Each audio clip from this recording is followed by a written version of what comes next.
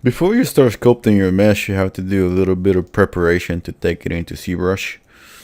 So we decided that we're gonna sculpt one half of the trim, but I actually will take the full mesh into ZBrush because I will sculpt it in such a way where later on I'm gonna bake the normal maps so that I don't get any weird mirror seams. And in addition to that, there's also some extra stuff we have to do, right? I also want to point out that you have to also, make sure that you're saving things properly, saving in folders that make sense and with names that you will remember later.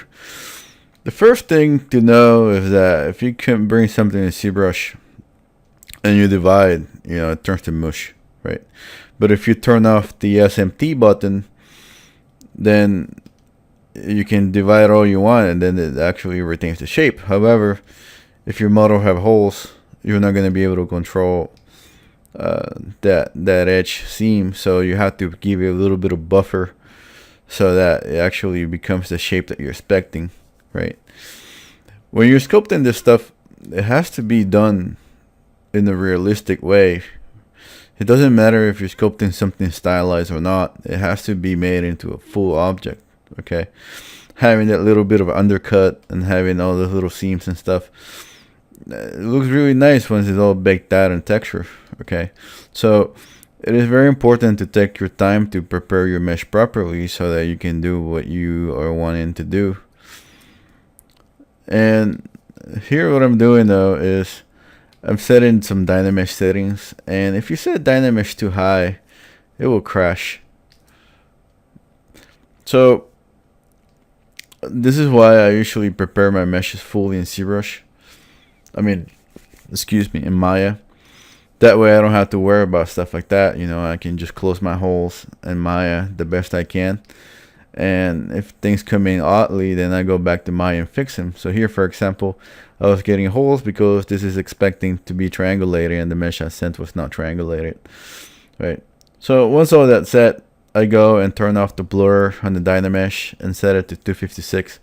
And now I have a full mesh with a bunch of geometry that I can start sculpting on. I also have to make sure that I am in fact in the front view, right? Because this was such a sharp model when you sub D this model, when you apply the subdivisions in ZBrush, it created a bunch of faces along the edges and then it made everything very sharp. So the sculpting on there is going to be a little hard. So what I suggest you do is that before you sculpt anything, to try to smooth it, okay? But don't smooth it like 100% everywhere. Just smooth it here and there, like with different pressure sensitivity, so that you actually get some detailing from that, right? And it's okay to make mistakes, okay? In fact, I leave my mistakes in there because later on I come back and I cover them up. When you're doing stuff like this, usually beginners only touch the concave corners, but you also have to sculpt the convex corners. So basically the corners that are inside of a mesh that are 90 degrees like that, these also have to be sculpted, right? And it's not just chisels, right? Like also you can add geometry. So here I'm pretending like this is a piece of geometry that was carved out from the rock, and I want it to look very rough and just very like natural. So at first I added a couple edges just to define what the main shapes are going to be, and then I used the surface noise to add a lot of detail surface, right? And the noise is not applied yet, so what you do is you probably want to save a morph target first, and then you apply the morph, the noise. Then you can go and morph it back to something that's not so crazy like this, right? And then after the fact, you go back with another brush. In this case, I'm using the trim smooth borders with a rock for an alpha. And this works pretty well to kind of give it extra sharp edges. I don't know if you can tell here, but there's a lot of little artifacts left from the initial Dynamesh. And those artifacts, if they look facety and broken, they will transfer to your mesh. And you probably don't want that, because that's just, that's an error. And it's going to make your mesh look ugly. You really want to make sure that you touch every inch of your model. That you go and defacet everything, that everything makes sense, that it looks like it has purpose. Okay. Also, because we're going to be mirroring this mesh, it has to look very subtle, because when we mirror it, we don't want it to become, we don't want it to be obvious that we're mirroring the mesh, right? And I like to add mass in the corners,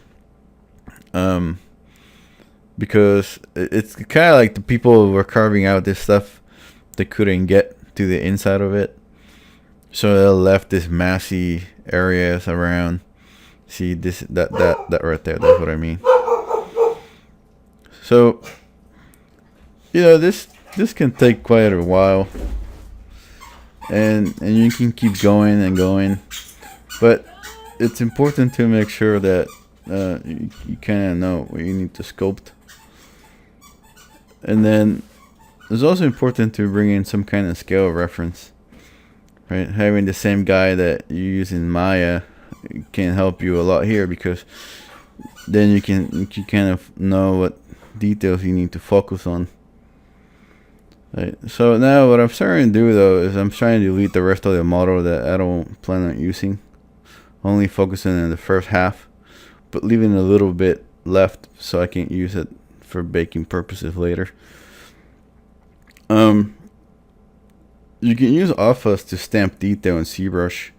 If you go to alpha tab, then modify, you can change the radial fall off and the mid values to change how the alpha gets stamped. And using that and then going back again, and you can add some extra details that you wouldn't have thought of adding before. So this is a little repetition. You just keep going and going until you get what you want. So here though, what I'm trying to do the most right now is, there was a lot of rear artifact faceting, and that was kind of my mistake, because I should have caught it before, but I'm just going through and adding extra details. Okay, this mesh is 3 million polygons, and it shouldn't, I don't think it needs to be higher. It just needs to be high enough for you to put in the details that you want to see. Once you add several details, you need to go back again and add more high contrast details, stuff that you see from far away if you squint your eyes. And these are important because it creates like nice surfacing once you start texturing. But I decided not to add too much, because this model mirrors, and I want things to stay subtle and nice.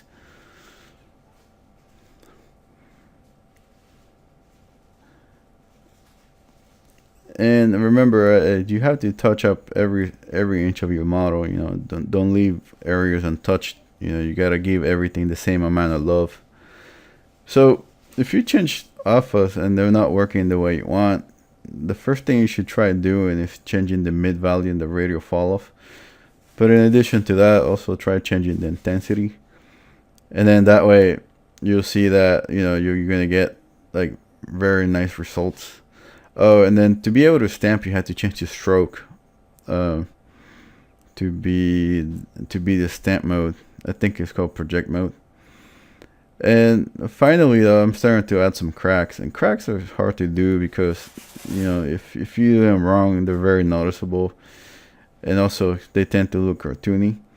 So I usually just carve out a big piece of the model and then go afterwards, and I start adding mask and stuff on top of it.